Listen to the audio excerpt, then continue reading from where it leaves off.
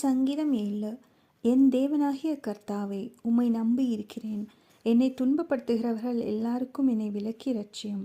சத்ரு சிங்கம் போல் என் ஆத்துமாவை பிடித்து கொண்டு போய் விடுவிக்கிறவன் இல்லாமையால் அதை பீறாத படிக்கு என்னை தப்புவியும்.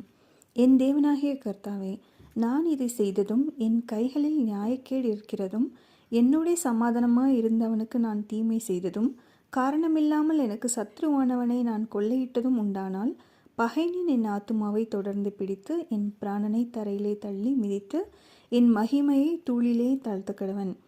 கர்த்தாவே, நீர் உம்முடைய கோபத்தில் எழுந்திருந்து என் சத்துருக்களுடைய மூர்க்கங்களின் நிமித்தம் உம்மை உயர்த்தி எனக்காக விழித்து கொள்ளும். நியாய தீர்ப்பை நியமித்திருக்கிறீரே. ஜனக்கூட்டம் உம்மை சூழ்ந்து கொள்ளும். அவர்களுக்காக திரும்பவும் உன்னதத்திற்கு எழுந்தருளும். கர்த்தர் ஜனங்களுக்கு நியாயம் செய்வார்.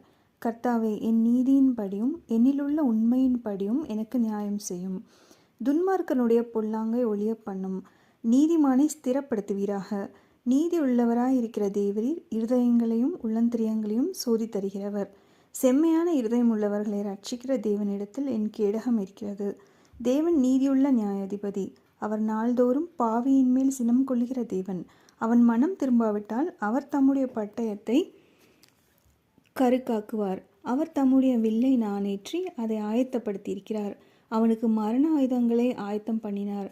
தம்முடைய அம்புகளை அக்கினி அம்புகளாக்கினார். இதோ அவன் அக்கிரமத்தை பெற கர்ப்ப வேதனைப்படுகிறான். தீவினையை கர்ப்பம் தரித்து பொய்யை பெறுகிறான். குழியை வெட்டி அதை ஆழமாக்கினான். தான் வெட்டின குழியில் தானே விழுந்தான். அவன் தீவினை அவன் சிரசின் மேல் திரும்பும். அவன் கொடுமை அவன் உச்சந்தலையின் மேல் இறங்கும். நான் கர்த்தரை அவருடைய நீதியின்படி துதித்து உன்னதமான கர்த்தருடைய நாமத்தை கீர்த்தனம் பண்ணுவேன்.